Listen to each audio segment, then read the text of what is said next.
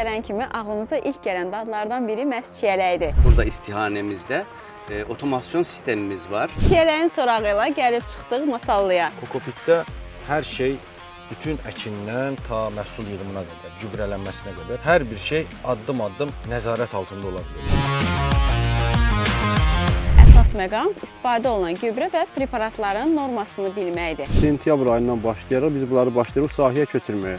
Çiyələk tarlada toplandıqdan sonra zamana qarşı yarışa başlayır. Bazar keyfiyyətini yitirməmə sürəsi maksimum 10 gündür. Bu nəzarət biz istehlakçıların rahatlığı və sağlamlığı üçündür. Hər ölkənin özünə məxsus çeşid seçimi var. En kısa sürede pazara ulaştırılması gerekiyor. Çiyələk tez xarab olduğu üçün xüsusi qulluq istəyir. Çiyələk üçün kokopit nəzərdə tutulur 2 mövsümlük əkin üçün.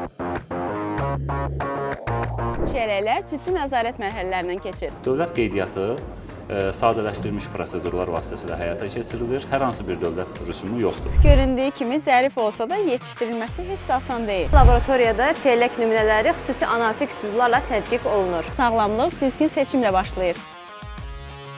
Hər vaxtınız xeyir əziz izləyicilər. Yəqin razılaşırsınız ki, yay gələn kimi ağlımıza ilk gələn dadlardan biri məhz çiyələkdir. Çiyələk təkcə vitrində gözəl görünən meyvə deyil. O tarladan süfrəyə qədər xeyli uzun və maraqlı bir yol keçir.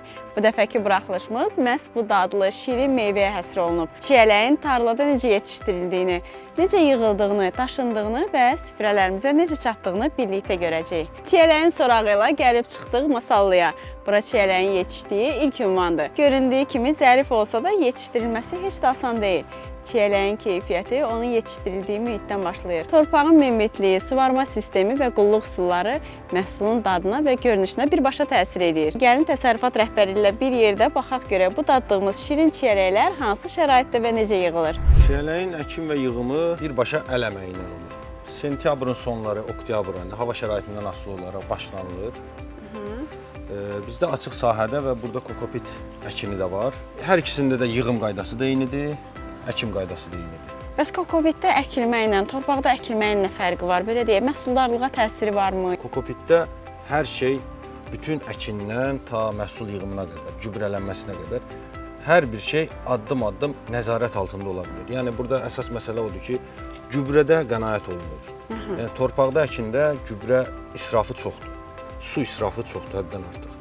Belə müqayisə eləyək, məsələn, bu sistemlə adi eyni sahədə torpaq əkinində su istifadəsində 5 dəfədən çox burada qənaət olunur. Gübrə də həmçinin. Belə deyək də, artıq idarə etməz, məhz sizin əlinizdə olur. Bu zamanda məhsuldarlığa, həm qənaətə daha çox yer burada ayrılır. əsas məsələ odur ki, deyək ki, bütün həm xərclərdən irəli düşmək, İkinci tərəfdən də torpaq qaynaqlı xəstəliklər, torpaqdan gələn problemlər, suyun çatışmamazlığı və yaxud da suyun belə deyim, həddən artıq çox olması, torpaqdan torpağa da çox fərqlər olur bəzən. Onu əkinçi nəzarət altına tam ala bilmir. Amma burada kokopit sistemində hər şey avtomat sistem olduğuna görə artıq qrama-qram hesablanmış şəkildə olur dəqiqliyi. Hər bir şey, gübrə, azotundan tutun, bütün mikroelementlərinə qədər hər şey tam nəzarət altında olur. Yəni burada artıq su və yaxud da əskik su olma ehtimalı yoxdur. Torpaqda alaq otları çox olur. Onlar da əlavə iş gücü tələb edir, əlavə xərc tələb edir. O məsələlərdə bu irəlidədir. Meyvənin dərilməsi zamanı hansı təhlükəsizlik qaydalarına əməl olunmalıdır? Xüsusi geyimi varmı? Hal-hazırki bu sistemdə meyvənin dərilməsi üçün xüsusi geyimə istifadə olunmasına ehtiyac yoxdur. Sadəcə olaraq istəyir açıq sahədə olsun, istəyir buz tip yerlərdə olsun. Meyvənin yığılması zamanı əsas birinci şərt meyvəyə toxunmadan işçilər əlcək vasitəsilə Xüsusi əlcəklərdən istifadə edirlər. Həm onların özünün gigiyeniyası üçün, həm də meyvəyə toxunmamaq üçün. Meyvə sapından qırılaraq yığılır. Qış aylarında normalda bu meyvə 3-5 gün arası toplanır. Amma artıq istilər olduğuna görə, gecə temperaturda yaxşı olduğuna görə, məsələn bu meyvə toplandıqdan sonra növbəti günlərdə, növbəti gün və günlərdə bu da toplana bilər.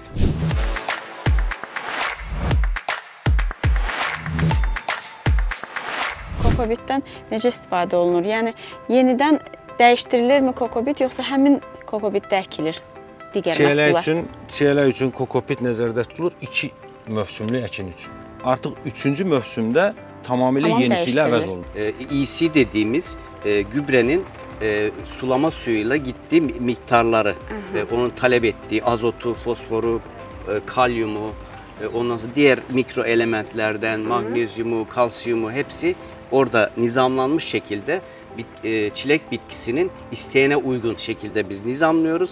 Bilgisayara, kompütöre giriyoruz.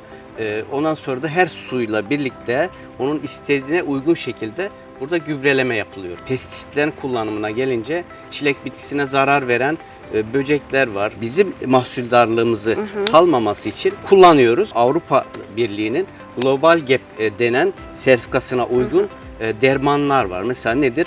Biz buraya bunu vurduğumuz zaman, uyguladığımız zaman o zarar vericiye onun insan sağlığında da zarar vermemesi lazım. Maksimum mesela 3 gün sonra artık bugün vurduk diyelim, 3 gün sonra biz onu yığıp pazara verebiliyor olmamız lazım ki yiyen insanlar da bunun zararını görmesinler. O dermanlardan istifade ediyoruz ve de bu sürelere de dikkat ediliyor. Yani bugün vurdu, bir taraftan vurup bir taraftan yığmıyorlar. Mesela kırmızı örümcekler var, en büyük zarar veren. Ondan sonra menene dediğimiz biz bit diyoruz. Afitler var. Ondan sonra tripsler var. Bunlar mesela hem kaliteyi bozuyor hem mahsuldarlığı etkiliyor.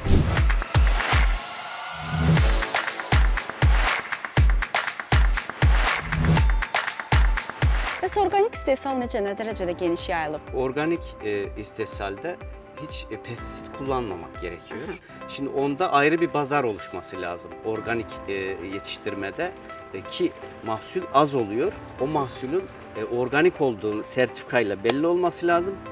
Daha yüksek paraya satılması lazım. Bəs məhsulun yığılmasından sonra necə? Gözləmə müddəti nə qədər olmalıdır? Hansı zaman çərçivəsində davam eləməlidir bu proses? Çilek bitkisi biraz meyvesi hassas bir bitki. En kısa sürede pazara ulaştırılması gerekiyor. Bir tırın yükü tamamlandığı zaman hemen yola salınıyor. Yani bu süre haladenikte yığılmasıyla maksimum dayanabilme, dözebilme meyvenin pazar keyfiyetini yitirmeme süresi maksimum 10 gündür çilekte. Yani bunun içerisinde yığımdaki haladeneye gelme süresi, haladenikte kalma süresi, tırın yoldaki şeyi pazara Yani çarpması bütün maksimum proseslerin- hepsi 10 günü geçmemeli. 10 günü geçtiği zaman o Artık keyfiyetini mahsul yitirir. yitirir.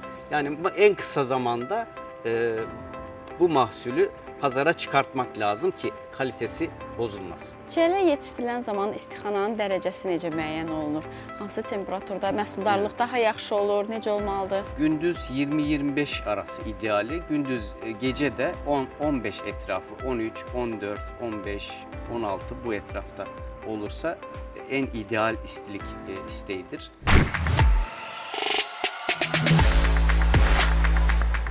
Yay mövsümünün ən sevilən meyvələrindən, eyni zamanda da ən həssas meyvələrindən biri çiyələkdir. Elə biz də gəlmişik burada çiyələk sahəsində çəkək, göstərək, tamaşaçılarımız da izləsin. Əkilmə prosesi, torpaqda qulluq olunması, bu proseslər necə gedir? Bizdə yay aylarından başlanır çiyələyin sahələrinin yerləri hazırlanması, torpağın şublanması, agrotexniki qaydalarla doğranması, yəni ki xırdalanması, ondan sonra cərgələrin çəkilməsi, su xəttlərinin çəkilməsi.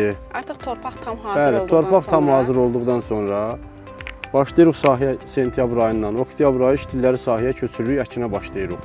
Yığım bizdə eləməyi ilə həyata keçirilir. Yığım zamanı diqqət olunur. Məsəl üçün iri çiyələklə normal çiyələk bir qablara yığılır. Xırdalar, zəiflər, çürüklər ayrı yerə atılır, qarışdırılmır. Hal-hazırda bizdə məsəl üçün İtaliyadan gələn Murano sortlarıdır. Kleri sortlardır, Hollandiyadan gələn sortlar var. çiyələk tarlada toplandıqdan sonra zamana qarşı yarışa başlayır. Bu məhsul o qədər həssasdır ki, yolda temperatur biraz dəyişsə, süfrəmizə qədər onun həmin təravəti gəlib çıxa bilməz. Daşınma onun keyfiyyətini qorumaqda ən kritik mərhələlərdən biridir. Düzgün temperatur və qablaşdırma məhsulun təzəliyini müəyyən edir. 2001-ci ildən etibarən biz çiyələk əkini ilə məşğuluq. Hər ölkənin özünə məxsus çeşit seçimi var. Ona uyğun olaraq biz çeşidləri tapmaqdayıq. Həmişə bahar çiyələk növü ilk dəfə olaraq Azərbaycanda bizə təsadüf eləmiş, düşmüş və biz bunu artırmışıq. Dövlətin dəstəyi ilə bütün soyuducu anbarlar tikilmiş və ixracat bunun vasitəsilə həyata keçirilir. Biz istəyərdik ki, Avropa, Ərəb ölkələrinə də bu şəraitlər yaransın. Buna imkanımız var. Amma qonşu Rusiya, Qazaxıstan, Orta Asiya ölkələrinə ixracatımız davam eləyir.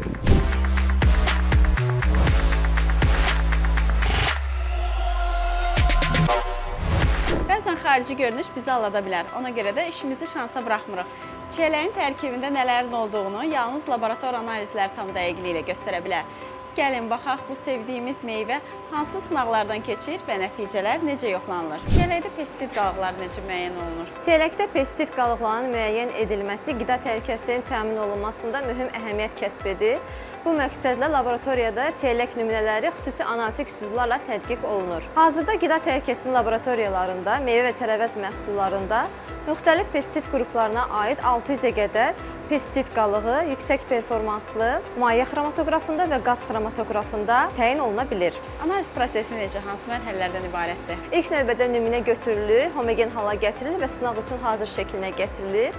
Daha sonra nümunədən pestisid qalıqları ekstraksiya olunaraq ayrılır, təmizlənir və yüksək həssaslığa malik olan qaz xromatoqrafı kütlə spektrometrində və maye xromatoqrafı kütlə spektrometrində ölçülür. Cihazdan əldə olunan nəticələr hesablanır, aşkarlanan pestisid qalıqları hal-hazırda qüvvədə olan maksimum qalıq hədləri ilə müqayisə edilərək qiymətləndirilir. Bəs nəticələrin etibarlılığı necə təmin olunur? Pestisid qalıqlarının nəticələrinin etibarlılığı keyfiyyətə nəzarət və keyfiyyətin təminatı tədbirləri vasitəsilə təmin olunur. Aparılan sınaq müayinələri akkreditasiya olunmuş laboratoriyalarda beynəlxalq standartlara və təsdiq olunmuş metodikalara əsasən aparılır. Həmçinin daxili keyfiyyət nəzarət prosedurları analiz proseslərinin etibarlı şəkildə həyata keçirilməsini təmin edir. Bazarda və ya marketdə gördüyünüz çiyələklər ciddi nəzarət mərhələlərindən keçir. Bu nəzarət biz istehlakçıların rahatlığı və sağlamlığı üçündür. Akta nümayəndəsi ilə birlikdə hər bir məhsulun tarladan marketə qədər necə izlənildiyinə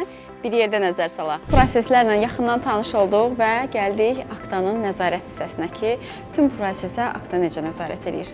Agentlik tərəfindən milli monitorinq planına uyğun olaraq çiyələk əkin sahələrində müvafiq olaraq monitorinqlər həyata keçirilir. Monitorinqlər zamanı çiyələk bitkisinə məxsus olan zərərvericilərin müəyyənləşdirilməsindən ötəri müvafiq feromon tələlərdən istifadə olunur. Həmçinin analizlər götürülür. Götürülmüş nümunələrə əsasən nümunənin əsası uyğun çıxdığı təqdirdə məhsul partiyası sertifikatlaşdırılır. Qeydiyyata alınmış sahələrdən əldə olunmuş məhsul partiyaları soyuducu anbarlara daxil olur. Soyuducu anbarlarda həmin məhsullar şoklanaraq ixrac üçün hazırlanır. Sahibkarlar məhsullarını rahat bir şəkildə bazara çıxarmaq üçün hansı prosedurdan keçməlidir, hansı qaydalara əməl etməlidir? İlk növbədə məhsullarını xarici bazarlara ixrac edə bilmək üçün və yaxud ölkə ərazisində daxil daşınmasını təmin edə bilmək üçün sahibkarlar ilkin istehsal müəssisələrini, yəni əkin sahələrini qida təhlükəsizliyi baxımından dövlət qeydiyyatına salmalıdırlar. Dövlət qeydiyyatı sadələşdirilmiş prosedurlar vasitəsilə həyata keçirilir. Hər hansı bir dövlət rüsumu yoxdur. Məhsulların ixracı zamanı isə məhsulların qablaşması, etiketlənməsinə diqqət yetirməlidir. Məhsulların etiketlənməsi və qablaşması zamanı yaranmış nöqsanlar olduğu təqdirdə məhsulların ixracına yol verilmir. Buna görə də sahibkarlardan xahişimiz ondan ibarətdir ki, ixrac etmək üçün idxalçı ölkənin idxal tələblərindən də agentlik tərəfindən verilmiş tövsiyələrə riayət etsinlər. Beləliklə, çiyələyin tarladakı ilk stildən market rəfindəki son görüntüsünə qədər olan yolunu izlədik. Bir qutu çiyələyin arxasında duran ciddi nəzarət və əməyin şahidi olduq. Unutmayaq ki, meyvəni seçərkən onun görünüşünə, təzəliyinə və saxlanma şəraitinə diqqət eləmək sağlam qidalanmanın əsas şərtlərindən biridir. Çünki sağlamlıq düzgün seçimlə başlayır. Növbəti buraxılışlarda görüşənədək. Hələlik!